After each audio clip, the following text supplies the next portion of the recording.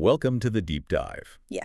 Sometimes you look at ancient texts, maybe a long list of names, and you think, okay, this is just dry math. Exactly. Purely functional. But what if those names were actually kind of like secret codes, telling a much bigger story? Well, that's precisely what we're exploring today. We are taking a deep dive into a section of Genesis 11, specifically verses 15 through 20.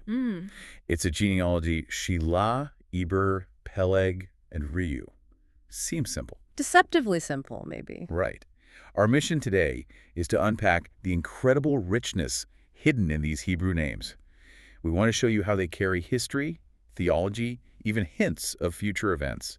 It is definitely not just plain math. And what's fascinating here is, well, how easily we do dismiss these genealogies. We skim over them. Totally. Guilty as charged sometimes. But they are just packed with profound insights, if you know how to read them, how to look a bit closer. So what can people expect? We'll see how these names aren't just labels. They function almost like theology capsules. Yeah. Little nuggets revealing God's ongoing story. His narrative. Theology capsules. I like that. Okay, let's embark on this then. Let's start with Shelah. Verse 15 tells us, Shelah lived 30 years and fathered Eber. Right. And then the text adds, he lived another 403 years and had other sons and daughters. Standard formula for these lists. Now, Shelah's name itself, I read it means sent. Maybe a subtle hint, a quiet start to something. Oh, it could be. It's less overt than some others, but yeah, scent carries a sense of purpose, doesn't it? It does, but it's his son, Eber. Yeah. He said that's where things really start to get interesting. What's the deal with Eber? Eber. Or, well, in Hebrew, it's Eber, spelled ayin bet resh. Okay. This name it's huge, monumental, really. It comes directly from the root abar. And obar means? It means to cross over. To cross over. Wow. Okay, that sounds significant. It is. And here's the direct connection for you, the listener. This is the exact same root that gives us the word Hebrew. No way. Yes, Eber. So when we talk about the Hebrews, we are literally tracing that identity right back to this one individual, Eber. So the Hebrew people are the crossover people. That's embedded in their name from way back here. Embedded right there. Centuries before Abraham even gets the call to, well, cross over himself. That's actually quite powerful. An entire identity rooted in a name, meaning to cross over, it sounds like. Yeah. Like a destiny or a job description. You could definitely see it that way. But what kind of crossing over are we talking about? Just like moving house across a river?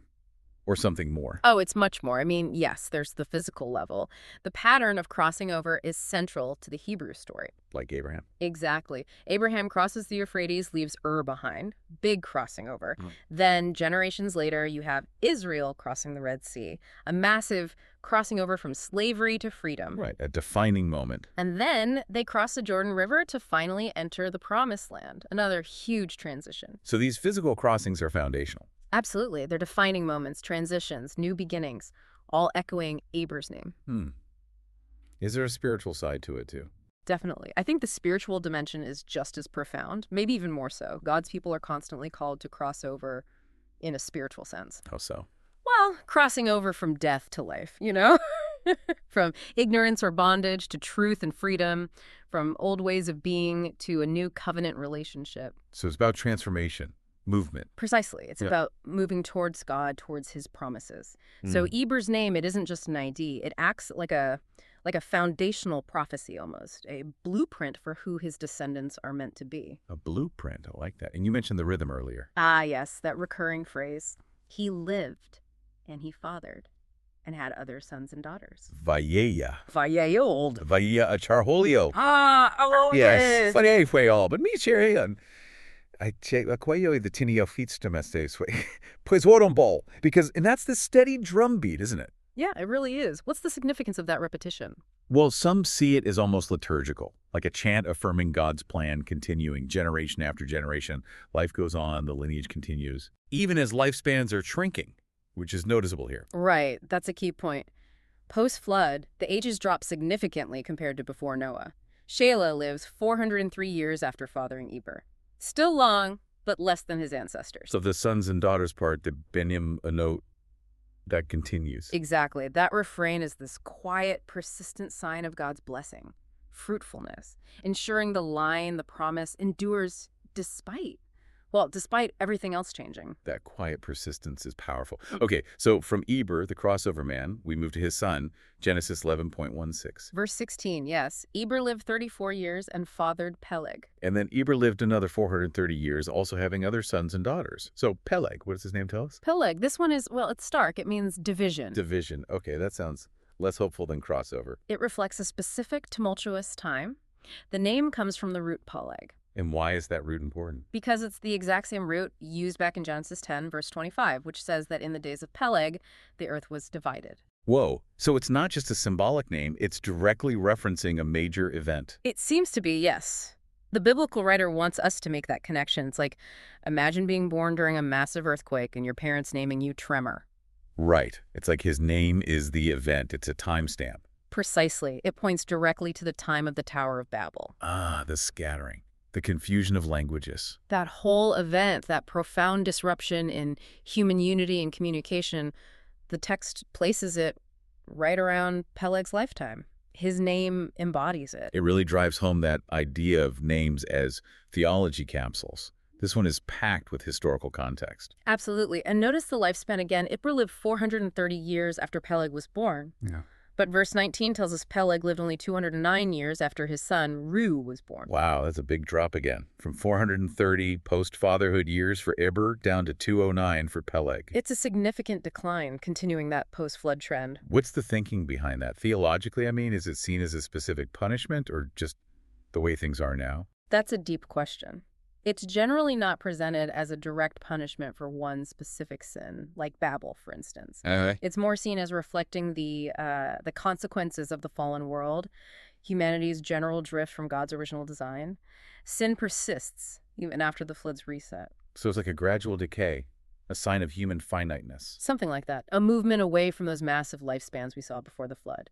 It's a constant, quiet reminder of mortality and maybe the impact of sin on creation itself. But even with that decline... the line continues. That drumbeat of Vod Yafal keeps going. God's faithfulness persists despite human frailty. It's this really interesting tension. Human frailty versus divine steadfastness. That makes the story even richer. Okay, so against this backdrop of division, Babel, scattering, shorter lives, we get Peleg's son? Yes, Reu. Verse 18. Peleg lived 30 years and fathered Reu. And then Peleg lived those 209 years and had other sons and daughters. So Reu. Yeah.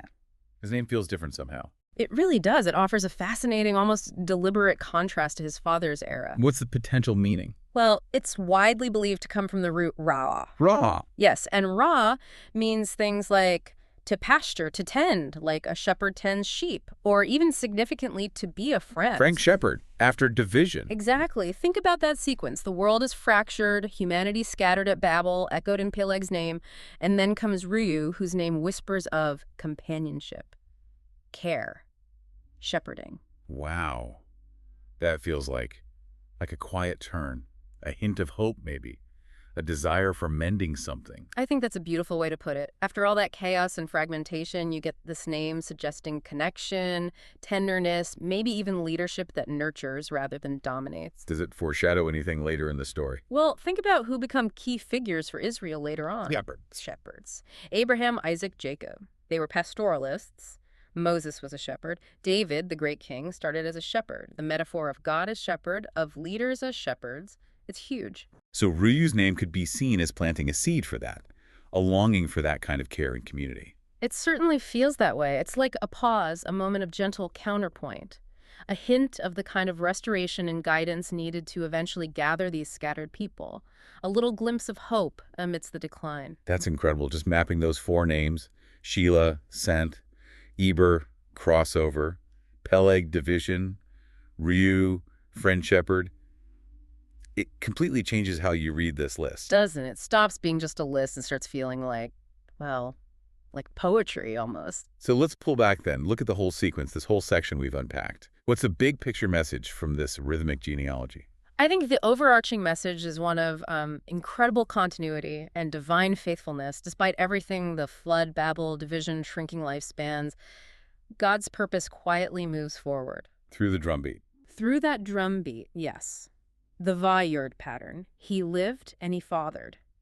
It's more than just record keeping. It feels, as I said, liturgical, like a steady chant, affirming that God's plan unfolds through the most ordinary, fundamental parts of human life. Family, lineage, having kids. Exactly.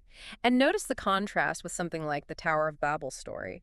That was about collective human arrogance, building a name for themselves. Right, reaching for the heavens. But here, it's the opposite. It's quiet faithfulness. Just dads, years, kids, names, no grand projects, just the slow, steady continuation of the line God promised to preserve. That simple Hebrew rhythm is like the background music to God's promises. And the names themselves tell a story within that rhythm. They really do. Shelah, sent, Eber, crossover, Peleg, division, Ru, friend shepherd. It's almost like a mini narrative arc foreshadowing Israel's whole journey, isn't it? Yeah, sent on a mission, defined by crossing over, experiencing division and scattering, but with this underlying hope or need for friendship, for shepherding, for community. Precisely. It's the heartbeat of God's story, moving steadily, quietly, purposefully. Despite human failures. Despite human failures and the brokenness of the world, moving towards Abraham, towards the covenants that will shape everything. It's anything but dry math when you see it like that. Absolutely not. That's just, wow. It really shifts how you look at these parts of the text. So to recap for everyone listening, we've journeyed through just a few verses, a short genealogy, and uncovered this incredibly rich, layered narrative. Names as signposts. Exactly. Signposts for destiny, markers of history, whispers of hope for the future. This deep dive really shows the amazing depth hiding in these ancient words, way beyond what you might see at first glance. Which I think leads to a really interesting question for you. For anyone engaging with complex texts or even, dense data in your own field, how many other dry lists or seemingly boring details, whether it's in ancient scriptures, historical records, scientific reports, how many might be hiding similar kinds of profound stories, similar echoes or insights? Waiting to be noticed. Just waiting for someone to cross over into their deeper meaning, right? To do that careful reading, look at the context, the language. What narratives might you uncover if you just look a little closer at the things others tend to skip?